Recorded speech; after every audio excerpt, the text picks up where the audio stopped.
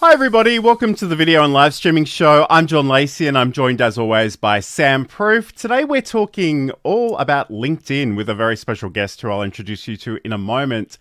But we are going out live to all the various places. So if you are watching live, let us know in the chat where you're watching from. We'd love to hear from you.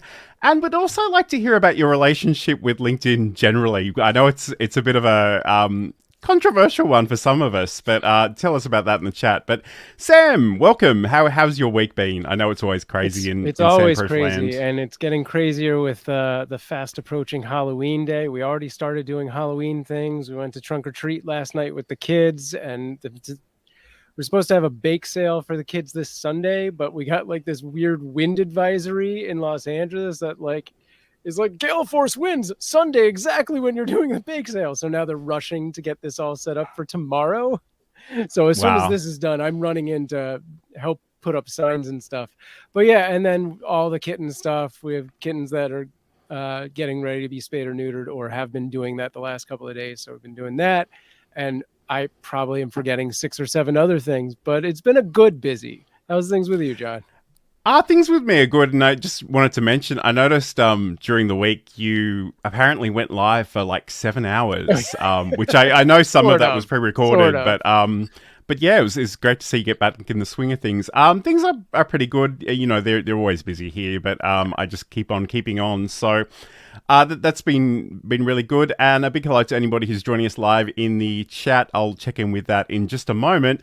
But we need to talk about LinkedIn today. So we've got a very special guest to talk to you about LinkedIn. I'm multitasking, which is always fun. So let me press this magical button so you can see some beautiful graphics. So we're talking to Michelle J. Raymond today on the show. Michelle J. Raymond is the founder of the B2B Growth Co., a LinkedIn Pages expert and the co-author of Business Gold, Build Awareness, Authority and Advantage with LinkedIn Company Pages, and the LinkedIn Branding book. So first of all, welcome to the show, Michelle. Let me just press another button. Where else would I rather be? Because, you know, I normally join as a listener and a watcher on my Saturday mornings while I'm meant to be cleaning the house. So when you asked me to come on live, I was a hell yeah. Awesome. And now all the dirt will build up. Exactly. It's funny. I said during the weeks, you know, you're procrastinating really hard when you'd rather clean the house. But anyway, let's sort of dive in to the things that we want to talk about in just a second. Although we have so many comments, I want to talk about some of these comments before we get started. Saeed is joining us from Germany, where I know it's ridiculously late in the night / early in the morning. But it's so great to have your company. Your co-author, Michelle B. Griffin, is in the chat as well from Pensacola, Florida. Brenda Mello is here as well from Detroit. And yes, there's so much going on in the chat already. This is way better than house cleaning. I hope that proves to be the case. Okay, so let's get stuck in. So I guess one of the things that we want to talk about obviously is LinkedIn, because that's where you live. And I guess one of the things that I find really interesting about you is that you're pretty much on LinkedIn and YouTube and like nowhere else online. And I know there's great pressure for a lot of us to feel like we need to be everywhere all at once. So what is it about LinkedIn specifically as a platform that sort of attracted your attention? Well, you know, originally when I got started, John, it was just because, like everyone else, I'd got a job through LinkedIn, and we're talking nearly a decade ago now. Got a job through LinkedIn, started a new job, new industry, knew no one in it, didn't know what I was doing, but had 80 customers spread around Australia to try and reach. And I was like, how am I going to do this? And, you know, I kind of said to my boss, oh, can I post some content over on this LinkedIn thing? And he goes, does it cost anything? And I was like, nope. And he goes, I don't care. Just go and sell, Michelle, because I'm a B2B salesperson by trade. And I was like, okay, then. And off I went. And I just create the most amazing niche community because it was so pure, John, because I didn't stray. I had no idea what else existed out in the world. And for me, it just became an amazing opportunity to reach people across the globe from wherever I was at every level of business. If I just sent like a thoughtful connection request and added a ton of value with my content, I could literally talk to anyone in the world. And, I use the example that Unilever was one of my customers because they're one of the global, world's biggest companies kind of thing. And I could reach the head of research and development in Europe or North America easily when I couldn't get to the person that was sitting 20 minutes away from my office. And that's when the opportunity kind of got created for me. But 10 years on, the magic's still there. Platforms changed, but I think the power of those relationships hasn't. Absolutely. And I guess, obviously you came from a B2B focus, and I guess it's probably not true of everybody. Sam did sort of ask how often people posted to LinkedIn, and I just want to bring up this comment because it cracks me up. But Insomnia Doodles is saying that she hasn't posted to LinkedIn in 3 years. So I guess for people that maybe are less sure of that as a platform, as an opportunity, like what would you tell them about the platform?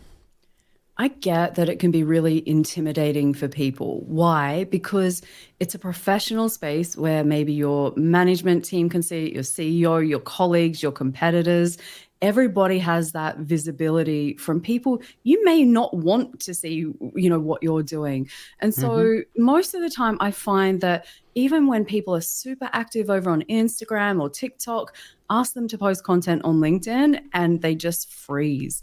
And, when Michelle and I wrote the LinkedIn branding book, we started our whole Brand Squared system on mindset because we wanted to address those fears. And, people that haven't posted for 3 years is probably more common than uncommon, which is, probably mind-blowing because when you go onto the platform, it feels like everybody's creating content and everybody's got something to say and they're all performing really well. But it's actually not the case. It's such a small percentage of users. And as we tick over pretty close to that 1 billion member mark, I would love for LinkedIn to release who's active and who's not. They never release those kind of numbers. I think that would be really interesting to see. But their goal is to get people active on the platform once a week, which says a lot. It to me says that whilst you think everyone's out there and creating, it's not actually the case. Absolutely. And we were actually speaking just before we came on live, and I alluded to it already that, a lot of us feel this great pressure to be everywhere all at once. And it's funny, it's almost a running joke on this show because Sam says, don't spread yourself too thin. And I sort of come back and say, yeah, okay, but if I'm creating something and I'm giving away for free, I just throw it out everywhere and just see what happens. But right. No, I'm going to cut you off anyway. But it's don't spread yourself out too thin. Also, we're streaming to 8 different platforms right now. Go on. Sorry, John. Yeah, no, I mean, that's essentially the tension, though. And I guess, like, how do you encourage people to think about where to put their time and energy? Because it can be so tempting to want to be everywhere all at once. And I don't know that it's necessarily achievable. The FOMO is real. Like you think if I put all my eggs in one basket, what happens if LinkedIn falls over, or insert which other platform is your weapon of choice. Now, once upon a time, I tried to be everywhere. So Instagram and X or Twitter or whatever it's called these days, I tried to do all of that. And then I found myself just at the same time trying to build a business, service my clients, and I was wrecked. And I didn't even like those other platforms. Now, what should guide you? Where does your ideal community, your target audience, where do they hang out? Go fishing where the fish are. It doesn't matter if I love LinkedIn. If your audience isn't hanging out on LinkedIn, then go somewhere else. But ultimately, why am I here? 65% of decision makers are here. It's the platform where business gets done. It's a B2B platform. So does that mean that B2C can't come and play on LinkedIn? Absolutely not. And I saw that so much in the beauty industry with all of our cosmetic and skincare brands. They were active for different reasons, not because that's where their consumer hangs out, although professional people have money to spend, but there's a whole lot more that goes into making a product. It can be the manufacturers, the suppliers, logistic partners, industry bodies. Like there's so much more to bringing a product to life than, the last little piece of the puzzle, which is selling it on a shelf. And so, for me, it's always assess what are your goals, work backwards, where are you going to get biggest bang for your buck until you can grow, until you can maybe get some other help if you need it. But for me, I just go hard on LinkedIn. As you said, I've got a YouTube channel, which I'm just getting back around to. I've, come and gone from YouTube. It's one of those places that I see the value. Right now, it's where probably most of my leads are coming from. If I'm totally honest, they're coming from YouTube, probably looking up how do I do something, and then finding me and then reaching out to me on LinkedIn. And then we have the conversation about how we can work together. I do 2 podcasts as well, as you mentioned on the slide just a little bit earlier.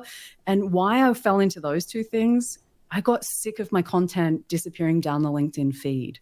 So for me, I was putting a lot of effort into creating stuff that would disappear in 48 to 72 hours. So YouTube and podcasts specifically, and of course books also tick another box, but they're next level. But ultimately, they live for much longer time than what they do in a feed on a social platform. So that was another factor for me to consider. Absolutely. So I guess, whether somebody is an entrepreneur or an employee or a potential employee, job seeker, what are some of the LinkedIn specific features that you would encourage them to start having a look at and maybe using if they were looking to post more often? Look, I think the thing you've got to start off with is getting your LinkedIn profile updated. If you haven't posted or been active on the platform for a while, chances are that your profile probably needs a little bit of a polish. For some people more than others. My age record for the oldest outdated photo on LinkedIn, guess how many years it was? Let's see. What do you think the oldest LinkedIn photo is that I've seen? I want to say 12. Well, what do you think, I was gonna Sam? say 10, 12 yeah. years. Higher. Oh, wow. Higher. Wow. Keep going. Double it, basically. Oh my God. 15? Right? So this guy had a photo from 25 years ago. He had the Magnum Wow. PI moustache. Right? So I'm talking to someone that's obviously got no more moustache, grayer hair, a whole bunch of things. But he just grabbed a photo at some point, set the profile up and forgot about it, because coming from an industry that wasn't necessarily hot on LinkedIn at that time, it was just, who cares? But what people don't realize is you can Google somebody's name and your LinkedIn profile shows up on that front page. So this is what I want to let people know is if you have a profile and someone finds you elsewhere and comes across to LinkedIn, if you're not active, they reach a ghost town. We want to roll out a red carpet, as I say, give them a great first impression, and LinkedIn profiles, make sure they're up to date. So they're a worthwhile investment as far as that goes. Other features, there's so many to pick from, but I'm cautious to kind of say, go and do this, because if you don't love that, like if you hate video, you hate live stream, I'm not going to tell you to go and do that. But I'm also cautious and say, give it a try, because you might find out that you love it. So, but I think we're starting to see more features that are more fun for creators. It's never going to be as cool as some of the other platforms like TikTok or whatever that are, built around discovery, built around, having some more tools. But ultimately, I think people would be pleasantly surprised how far it's come in the last 2 or 3 years. And I just want to check in with the chat here.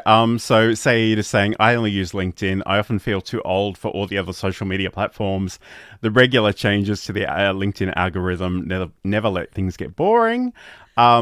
Insomnia Doodles had a comment here as well. LinkedIn seems like a great platform to connect with folks, but it is so focused on jobs, or the "are you looking for work" spam I get from LinkedIn is actually triggering for her as a disabled person. So I guess it really Sorry, so I was just going to say, the interesting part to that, it's all about perceptions, right? So if you come to my community, my feed, I don't have any of those things. Now, to go to the first point, 65% of LinkedIn are between 25 and 34 years old, right? 65%. So the perception that it's for old people like me, I'm 47 soon. So, it's, in my mind, I was like, that it's people my age and above, because LinkedIn's been around for 20 years, but it turns out it's a much younger platform. In terms of the disability space, I think we're actually starting to see LinkedIn do a lot more features and have a lot more awareness around these kinds of things. And I can always put you in touch with people in my community that are really active in that space. But one thing that I would say to anyone, if you go down your feed and you see a post that you really don't like or triggers you, there's 3 dots in the top right-hand corner. click on those and go and find the unfollow button. You won't have to see that kind of content again. So for me, spending time doing that is such a worthwhile investment, so that now when I come onto LinkedIn, I see who I want and what I want. And if the weeds pop up, which they do from time to time, you can just, remove them and away they go. Absolutely. And a big hello to Marcello, who's watching over on LinkedIn and saying hello. Hi to CG as well. And Michelle B. So Michelle Squared. We probably need to mention, we need to talk about Michelle Squared before we can continue, because if you don't know, you don't know. Talk to us about Michelle Squared, Michelle J. Look, Michelle Squared, which is Michelle B. Griffin and I, is one of the best things that's ever happened to me on LinkedIn. And let me tell you, so as you shared, I am all about company pages. That's what I'm best known for. But going back 3 years ago, John, when I used to comment and talk about company pages, I would get slammed. People thought that I was so crazy. Why would anyone want to consider company pages? So I'd written a comment in pro company pages, which really stood out, and a bunch of anti-company page comments. And Michelle, came on and she reached out to connect. She's like, Michelle, I liked your comment on that. I can see where you're coming from that. We jumped on a Zoom. 2 hours later, we were still talking, and we haven't stopped talking since. So really proud that that's a podcast that's, up to about 80 episodes or so now. We have written a book together. So she's in Pensacola, Florida. I am here in Sydney, Australia. And I just, the amount of help that we've given each other behind the scenes, these are the things that come out of LinkedIn that I want people to be aware of. It's not about how far your post goes. It's not about how cool it is. It is who can you connect with that makes you better as a person, no matter what your goal is, and maybe helps your business grow. And, that's the power of Michelle Squared. So shout out to her. I actually get to meet her in February next year. I'm off to San Diego to talk at social media marketing world and going on a bit of a tour of the US so I can catch up with people. So super duper excited about that one. And it's kind of funny that you have that story, because Sam and I have never physically met, but we've known each other for like 15 years, and we did meet in a video chat room so many years ago. The platform that we met on doesn't even exist anymore, but it's amazing. And I was from the East Coast, so it's it's a bit spooky. So obviously, I have to meet John because we're closer. There's no excuse. We're only a few hours away. I must admit, and I probably shouldn't say this, but I'm going to anyway, as a bit of an introvert on the back end of the pandemic, I'm social distancing still like it's an Olympic sport. But yes, potentially you're certainly a lot closer to me than Sam is. But this is the video and live streaming show. I'm John Lacey. I'm joined by Sam Proof, as always, and also our special guest today, Michelle J. Raymond, talking all things LinkedIn. And we're going to talk about branding next, so stay tuned. We are constantly training our cats every interaction that we have with them. Mm-hmm. So when Johan would get on my counter before, this is 10 years ago, before I was the cat expert that I am now, Johan would jump on the counter. What was the first thing I did? I'd say his name, Johan. He loves that. That's a reward for him. He said, you just said my name. I would go over to him and I'd talk to him and be like, you can't be on the counter. Johan loves when I talk to him. Ding, that's another reward for Johan. I'd pick him up and put him on the ground, but I didn't want him to think I was mad at him. So when I'd pick him up very nicely and kiss him on the head and say, I love you, but you can't be here. I'd put him on the ground. I had just done 3 things that rewarded him for being on the counter. So I was encouraging him to continue doing that.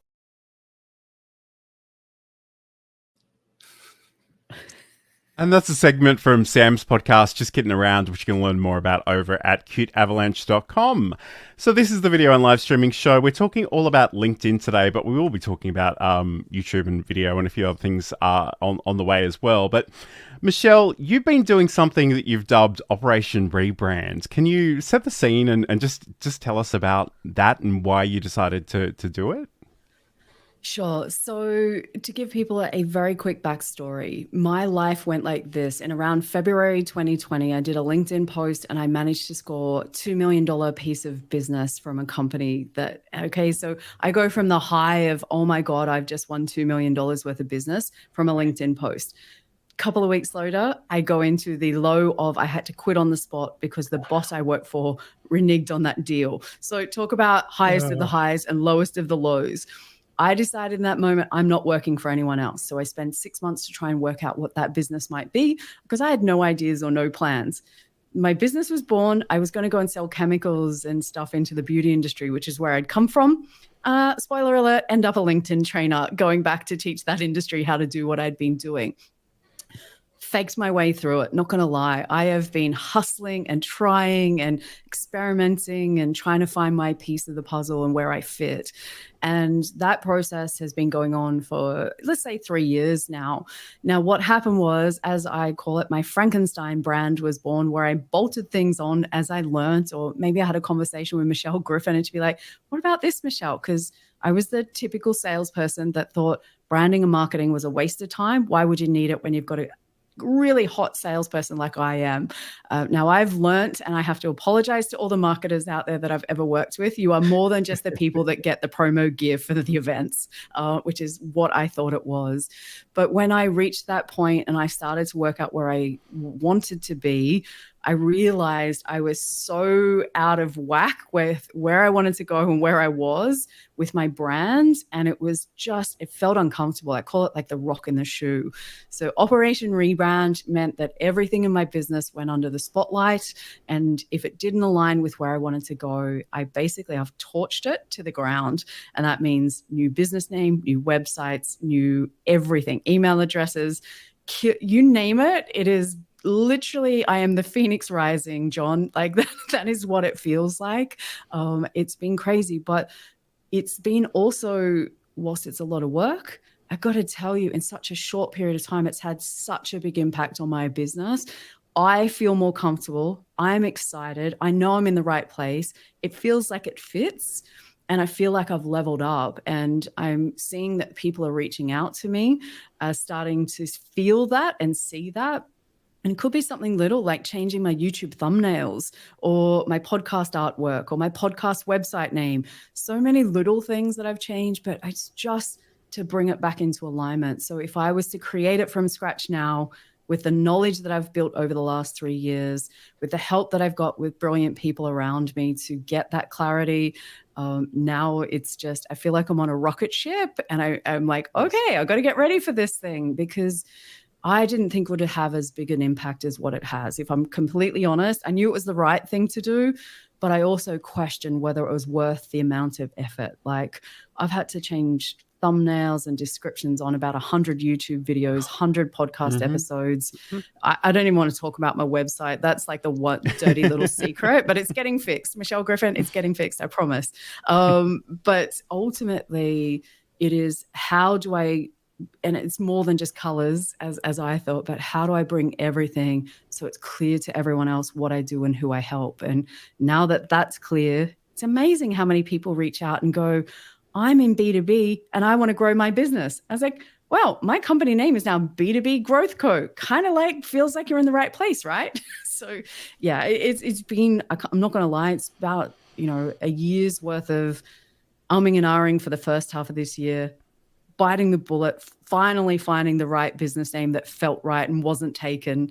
And then now it's been the implementation, which is a huge amount of work that I couldn't do without Lil's help. So shout out to her. But ultimately, it's just, yeah, I can't wait for next year when this is all done and the website's sorted. I'm like, yes, it now feels right. It's me. So yeah, Operation Rebrand. I've been sharing my journey along the way to let people know why I'm doing stuff, because I want them to know it's okay to make mistakes. I want them to know that nobody's perfect, no matter how many followers you have on whatever platform, but also that there is real advantage to growing your business if you invest in these kind of things. When you first made the move to Operation Rebrand, how did you sort of deal with the like imposter syndrome of like, I'm an expert on this. I am not an expert on this. Oh, you try writing a book on branding, and then I'll let you know how my imposter syndrome goes. And having a podcast called the LinkedIn Branding Show. I'm just so grateful that the premise of that show is, here's what's really going on for us. And, we get so many people reach out and go, oh my God, thank God someone just shared what's going on instead of, it's not all perfect and it's not all neatly boxed with a nice little bow tied on top. Yeah. We share what we're going through. And it's just been so amazing that the impact it's had on others. It allows, you can almost feel them going, I can breathe again. And, but my imposter syndrome kicks in because my other dirty little secret is I hate coming second in anything. I am fiercely competitive. And so when I feel like I'm not number one for whatever reason's going on in my mind, I can go down that rabbit hole, but I'm better at catching it these days because I realize I'm running my own race. So there is no one to come second to. And I think that's a pretty valuable lesson that didn't come straight away. And I think, the thing that I try to explain to people is very few things on the internet are ever completely done. There are all kinds of opportunities to go back in and edit them and change them and make them different. But I think the more powerful thing that you're sort of alluding to is just the fact that you've brought people along for that journey. Yeah. So they don't need to be perfect. And again, as someone who personally struggles with a lot of perfectionistic tendencies, if I waited until I was perfect, I would never do anything ever. And the reality is you learn that, by all means, consume the videos and read the books and listen to the podcast. But at the end of the day, the best feedback is the feedback you'll get by actually doing things. Right. Which is why live streaming is so good, because it forces you not to be perfect and to get feedback immediately. Absolutely. And can I tell you though, because I'm the opposite. So Michelle and I always joke. So I dive in the deep end with the sharks, as we say, and I just figure it out. I'm in there and I'm like, don't worry, it'll be fine. I'll sort it out. And she's at the other end with you, John, perfectionist, planner, has all these amazing ideas. And so we're literally coming at things from completely the opposite. I love that we've influenced each other so much that now we've come away from those extremes and we probably are moving towards that middle piece where I now stop and think before I take these actions, before I invest my money, before I do stuff. Okay, let's have a bit of a plan. Let's sort this out so I don't have to rebrand again in 5 years. Michelle is now jumping in a little bit from time to time going, if I just sit around planning ideas that are perfect forever and not doing them, then there's an impact on that. And so that's where I love and you guys probably have the same thing, where you bring out the best in each other just by having those collaborations go on. And I'm so with you, Sam. Live streams, you can throw your perfectionism out the door because something always happens. Something always goes wrong, and it's never the same thing twice. So true. This is why I love them. Live definitely happens, as we like to say. Yes. I just want to check in with the chat and hello to Garen Bellini, who's joining us from Micro Studio. He's sort of, I can't even see the comment anymore, but he was joking about having an ad placement. But we need to get you on the show. We'd love to chat with you, Garen. So there we go. How can I get a commercial slot? Ha ha ha. Okay, awesome. So a few other things I wanted to call out here. So thank you to Kaz, who's joining us over on LinkedIn as well. Saeed is saying, fun fact, the best performing content on LinkedIn is probably the one that tells you how to perform better on LinkedIn. And I guess, if you think about the Venn diagram of what you're interested in, what other people are interested in, and if you're all on LinkedIn, then that's a complete circle. That can be tempting, but again, I don't know. I'm a big fan of encouraging people to sort of stay in their lanes and not to get too distracted by too many things. But there's always that temptation because that is definitely the overlap. Yeah, for me, I find that there are some people that I often wonder, they talk about LinkedIn so much. I think, have you become a LinkedIn trainer? I'm a bit confused here. AI is probably another example of it. People that are known for something and get paid for something, but start talking about other stuff so much that you lose what they're actually known for. And even more so, if you're running a business on LinkedIn and you confuse people, you're not going to get those sales from the effort that you're putting in. And I see that so much. It actually, with a lot of consultants, they're not getting leads into their business because people don't know what they do anymore. They're literally just going, I'm confused. Absolutely. So yeah, again, like I think that's the other part of branding, and you want to be known for something, and if you dilute that reputation, like no one's going to think of you in relation to any particular expertise. So just keep that in mind. So this is the video and live streaming show. We're going to come back and talk about video specifically in just a second. And then I looked at the first assessment, and the first assessment was record a 5-minute video, and it was a pretty simple introduction of yourself. There was nothing exciting. I didn't have to research. It was just a 5-minute warm-up. And I freaked out. That course is still sitting in the cupboard beside me. I see that stack of papers and I almost rock in the corner. It cost me a lot of money to sign up, and I threw the whole course away.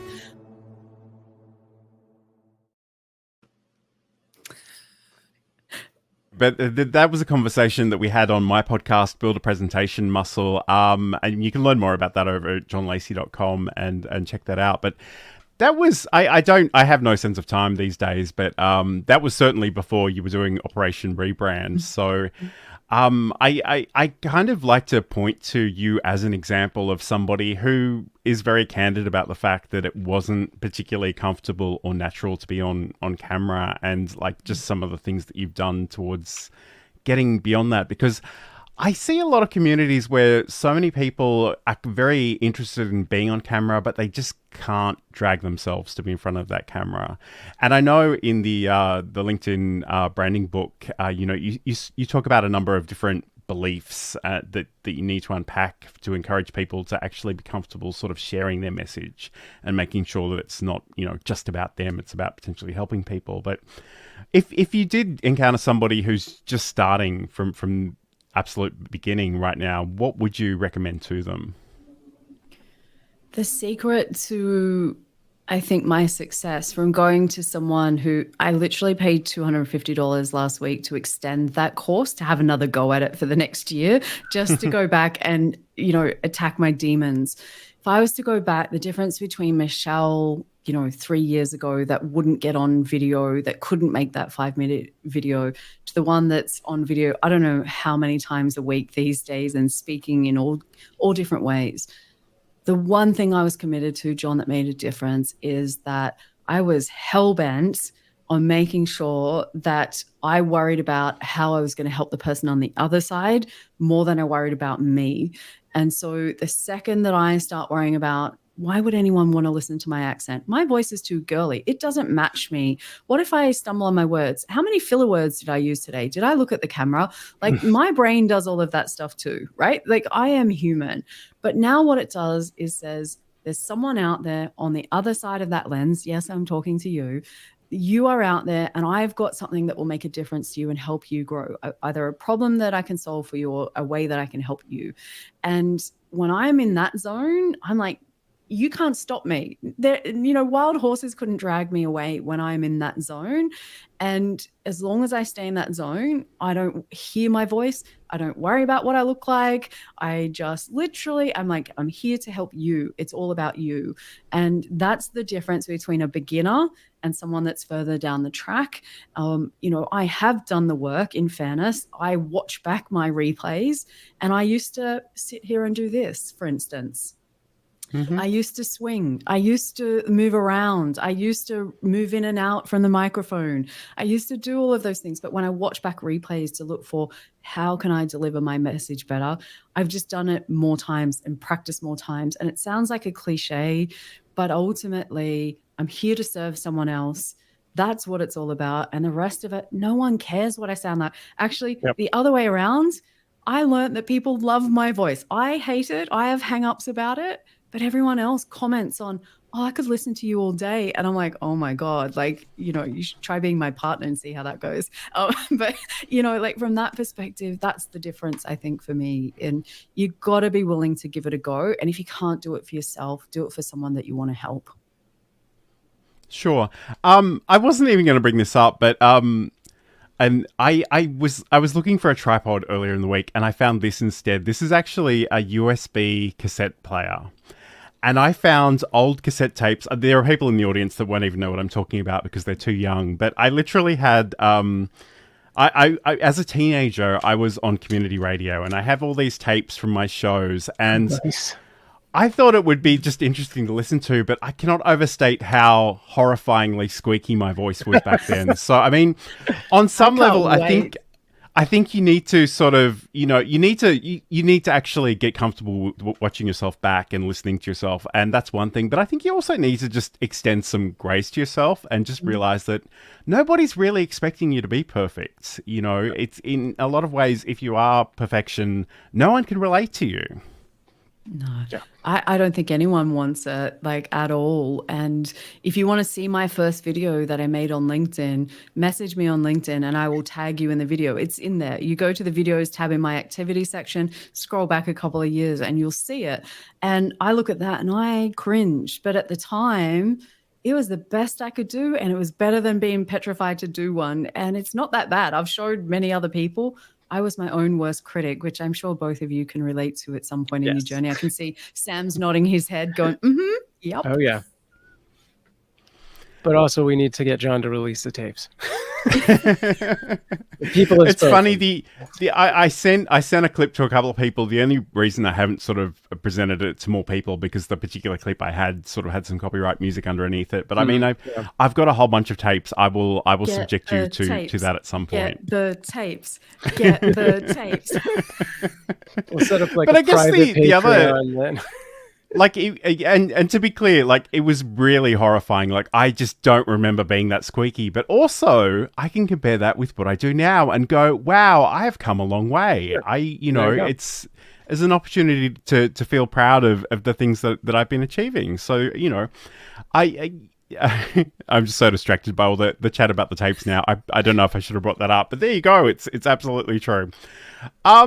So I guess the other thing that we've already alluded to is that you do have a YouTube channel, and like you're doing some really impressive things on the YouTube channel. And I think you've already mentioned that a lot of the views that find you are people looking to learn about using specific LinkedIn features. So can you tell us about, what your experience is over on YouTube specifically?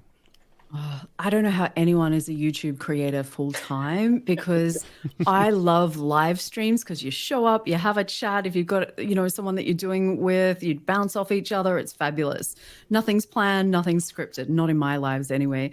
Go to YouTube, however, and the minute I try and do these planned scripts or storyboards or whatever, just goes out the window. My brain goes back to starter mode. But what I've discovered is it's a really great way for me to make smaller style videos that address certain little pieces of LinkedIn, which, the LinkedIn help team is near impossible to get a hold of. The LinkedIn help section, you can never find stuff. So I like to be the place where people can come and find it. And I've had challenges with that channel because I thought I had to do things in a YouTube style, where, I've got to keep them coming back and watching till the end. And I've got to stretch things out and do it in particular ways that YouTube people do it. And I stopped creating. I literally just went, this is not for me. I cannot spend 10 hours to make a 2-minute video. And that's probably the ratio that it was, if I'm being honest. And then I went, you know what? People like me because I'm me. And maybe I don't make a YouTube perfect video, but I'm not a YouTube creator. I am a LinkedIn trainer that helps businesses grow. That is one place where I can, people can discover me and I can create things in my own style. So when they reach out and have a chat with me, there's no difference. They're not expecting someone else. They're just like, this is what training with me is like. If you pay for a service with me, it looks and feels very similar to the YouTube service, when you watch those videos. But it's been hard, and the perfectionist in me kicked in a little bit too hard on that, which is why I stopped doing it, which is not something I ever recommend for people. So I've just picked it back up recently. And John, you mentioned it earlier when you say, give yourself some grace. And I went, you know what? My YouTube videos don't have to be perfect. They just have to answer a question in a way that makes a difference to someone else. So coming back to that, why am I making it? I'm making it to help someone else. I'm not making it to be the world's best YouTube creator. I'm not Mr. Beast. I'm never going to be, but there is a video on his LinkedIn profile review if you want to go and check it out. So just a bit of fun. I think the thing with, there is a group of creators and there is a group of, business people that are making content. And the big difference is creators are out there looking primarily at numbers for views and followers and all of that stuff. And that does not have to be the goal for a business person. The goal needs to be, I get one lead. I do 3 videos and I get a lead. Great, because that equals money. Yeah.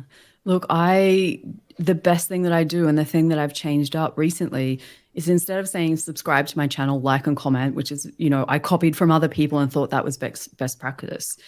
I now say, hey, let's continue this conversation. I really want to connect with people that watch over on LinkedIn. Can you come across and connect and let me know that you watched it and if it was helpful? I'm now getting all of these connections and messages, and I am like high-fiving myself because the feedback that I know now that it's helping people, they are now connected. So it's not just I'm talking to the abyss, which I find a little bit tricky coming from a heavily social platform like LinkedIn to one where who's out there, like, are we friends? Like, what's going on? So from that perspective, I think, to your point, Sam, like that has been a game changer for me. And it's all what's up in your minds. You can make any kind of video. And I think, again, it's like on LinkedIn, you look at other people's content. Some people would look at my content and be intimidated by it because they're like, oh, I can't do what Michelle does. Well, you probably could after 10 years of doing it pretty much day after day. I've just got more time on my side and more focus. But for other people, that was me on LinkedIn. That was me on YouTube. Yeah. And so now I've given myself, I just can breathe. What video needs to be made that addresses a piece of the puzzle that other people don't have answers to, and I do. So it's been really interesting. I see a comment there from one of my brilliant friends. A shout out to Brenda Meller. John, I just have to hijack your show for a minute, because if it wasn't for Brenda Meller, and I met her a few years ago in Clubhouse. She's one of my dear friends now from LinkedIn, another person that's had a huge influence. And I feel like I want to cry. I love her so much. But she gave me such good advice maybe 2 or 3 years ago. I wanted her to be on my podcast. It was one of my very first podcast episodes. And I went like this, Brenda, if you're not too busy and you've got nothing better to do, or maybe I know you're really important, you've got lots of followers, and I'm only small and I've only just started and I'm not really good, and you're better than me. Like, would you like to come onto my podcast? Unless maybe you've got something better to do, I would understand. And she's the kind of friend that tells you got something in your teeth at a restaurant, to use her words. And she said, Michelle, that's not you. You are more powerful than that. Go back and have another go at asking me onto a show. Like, we are equals. And, be, I guess, conscious of what that comes across like and why I was being like that. And I got to learn the power of a powerful invite and a powerful request of other people, which was something that has changed the trajectory of my business, me growing on the platform. So I just wanted to hijack this and say thank you, Brenda, for being amazing. She does it for so many people, and be more, Brenda. Nice. I love Brenda and Brenda's content, although as someone who can't eat a lot of carbs, I'm slightly triggered by every time she talks about the pie. But I do love that. And I guess the other thing, it's so great to hear you talk about that experience, because frankly, you're the only person who's ever been on my podcast. And at the same time that I reached out to you, I reached out to a number of people, and none of those things came together. And a part of me was like, I'm not even sure why Michelle said yes, but I'm so happy and grateful, and we'll just run with it. So I guess. Why wouldn't I have said yes? Sam, can you slap him? On this screen, you look closer to him than I am. I don't know how to do it. But that's the thing. I was like that. And again, I share this because there are people that come into your world on LinkedIn, and I can see Gillian Whitney's there. She's had a massive impact on me. Another one of my dear friends. These people are the people that have supported me to get me to where I am today. There's so much that I get, but sometimes you need someone to kick your butt. Sometimes you need a cheerleader. Sometimes you need an accountability partner. Sometimes you just need someone to tell you what to do. Like, there are all kinds of different people. Some people make you laugh. John, of course I was going to come onto your show. Why wouldn't I? You teach me so much stuff. When I say to people, like, go and check out his newsletter, you will learn more than, anywhere else. I mean that, because it's genuinely one of the few newsletters that I read every time. And I'm like, this guy knows his stuff. And I know you're doing that whole, like, I don't know, hold yourself back thing, but, I'm going to be your Brenda. I'm going to be dragging you out. And you've been warned, my friends. You've been warned. Well, thank you. I appreciate that. I guess before we move on, I'd be really curious to hear about some of the tools that you use for video, whether it's LinkedIn Live. I know you're a StreamYard user. I understand you use Descript. What does your workflow look like at the moment? Pretty simple, like you just said there. I have recently stripped back so much of my stuff. So simplification leads to mastery is my motto at this point in time. So stripping back branding, when I'm doing lives, just so I can repurpose things more easily, down the track. So as you said, I use StreamYard to record. I use Descript to get that edited. I use Opus Pro to make some short clips if I want those. And that for me right now is, in the scheme of Operation Rebrand and everything else that's going on, rewriting business gold and getting a new website, that's all I can manage right now.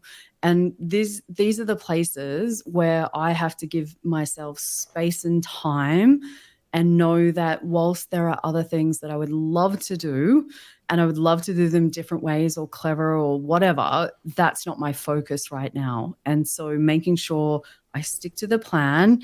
So finish Business Gold, 2nd edition, that needs to be done this weekend. So I'm just throwing that out there. Linnea, I promise I'll get back to writing after this. But it gets finished this weekend. The website gets finished by Christmas.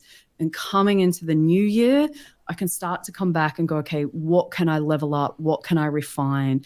So I'm not adding in new things. So I'm happy with podcasts and YouTube and LinkedIn. That's my combo. I start to use shorts, might be, a bit more, present on and making YouTube videos next year. But ultimately, I've got to stay focused, because I don't want employees. I don't want to outsource stuff at this point in time, just because I'm trying to do so much at once. And even if I get other people to do it, I'll get distracted. And that's just something that I can't afford to do with the kind of goals that I'm going after. I love that. And I think, like, there's so many marketers playing on your FOMO and feeling like you have to be everywhere at once. It's so wonderful when you've got a sense of what you want to explore and where you're going to put your time and energy. That's brilliant. Yeah, so this is the video and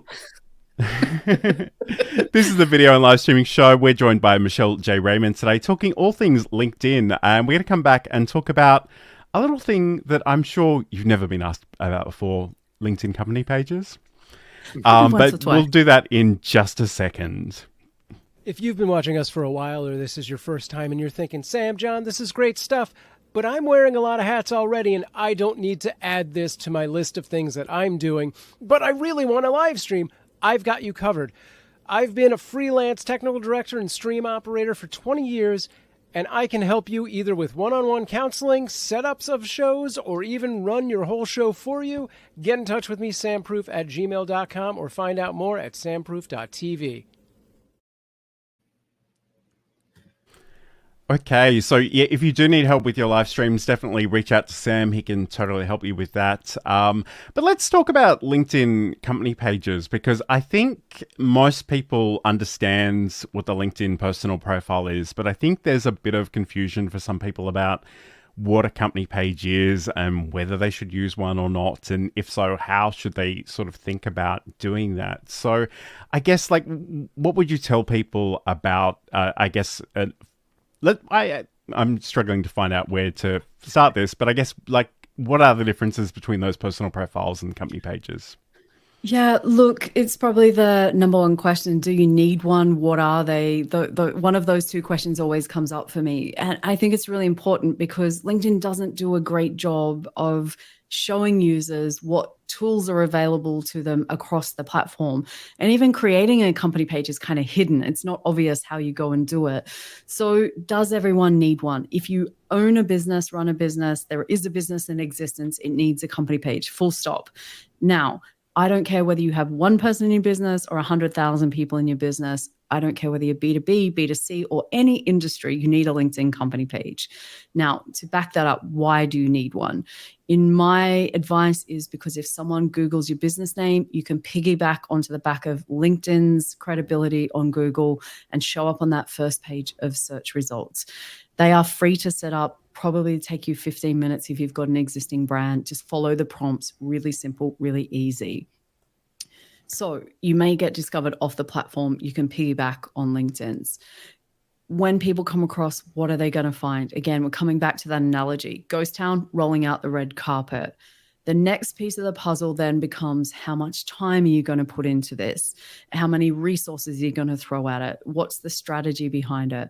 Now, that's going to differ depending on the size of the business. If you are a solopreneur, you have got a LinkedIn profile and a company page, you are going to hang out more on your LinkedIn profile because you'll get seen by more people, you'll build up connections and relationships personally, and your posts will go further than what they do on company pages. Now, if you are a bit bigger than that or have some more resources, then I want you to think about keeping that company page ticking over. And to go back to your cassette days, think about it like a greatest hits library. You know, I go back to CDs when you just bought a CD that originally they would have like 3 good songs and 15 filler tracks. And then you'd wait for the greatest hits album and it would just have all killer, no filler, as Trevor Young taught me. And ultimately from that, you want to look at your company page as somewhere that just has the greatest hits. In my opinion right now, and this is probably the first time I've said this out into like a recorded, kind of scenario like this, I think we're moving into pay to play for posts on company page to be seen more than what we have ever been in that process. Facebook was probably here in 2017. We're now here in LinkedIn land. I think they're going to keep pressing us to press the boost button. Does that mean you need to? Absolutely not. There's lots of ways around it, but it is a factor that company page posts don't get seen out in the home feed as much as what personal profiles do. So the main difference is a company page is where all your employees can hang out. If you're ever thinking about selling your business down the track, having other employees, it's kind of like the team place for all of you to come together. Whereas profiles, individuals, employees come and go in a business. And so don't put all your eggs in that one basket, because I have been that person in a business where I had 5,000 amazing niche community followers and I got poached by a competitor and I took them all with me and the company was left with nothing. So I'm all about, John, bring out the best features of everything and use them in combinations that are really powerful rather than say, that's not it, I'm going to cut that whole thing off. But ultimately, they're a challenge. They can be a bit of a headache at times.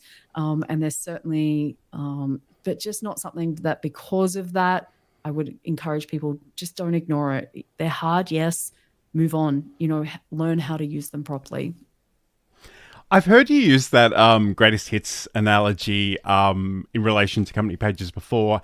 And in terms of company pages, I totally accept it. But I have to say, as a music fan, I'm a little bit troubled by it because I'm kind of fanatical, and I didn't mention this to you before, but we bonded over the fact that we both love Roxette. But I've got 21 albums and 19.4 hours worth of Roxette music in my collection. I've got the B-sides, I've got the remixes, I've got the live tracks. That's just the kind of music fan I am. But the Swedish ones. Absolutely. Those obscure things, but yeah, I take your point. Like, it's a great place to put some of that really good performing content. I guess one of the things I kind of bullied Sam into doing was creating a company page on LinkedIn for Cute Avalanche, which is essentially the foster kitten operation that he runs. Mm-hmm. I'm just wondering, do you think it's a good application for sort of more of a charitable type cause? And what might you recommend if the answer is yes? Look, I think if you're looking to raise awareness, there's definitely places, I think, and the kind of people that make donations or adopt kittens or whatever the goal is, that you're trying to achieve, if they're professional people, they're hanging out on LinkedIn, why not grab them while they're hanging out here? Maybe they're not here as often. Maybe it's a different way. They're in a different mood. Maybe you're not fighting for as much, competition in that. But I think there are definitely tools that people can use. And again, if you repurposing things that already exist to bring over here, and it's just another place that you can, potentially build another audience. I think there's lots of value. Again, it always comes back to what's the goal that we're trying to achieve, Right. and then we work backwards. What resources do we have, and then okay, where are we going to spend our time? So Sam's probably going to spend most of his time, over on his personal profile, but then you might go, oh, hang on a minute.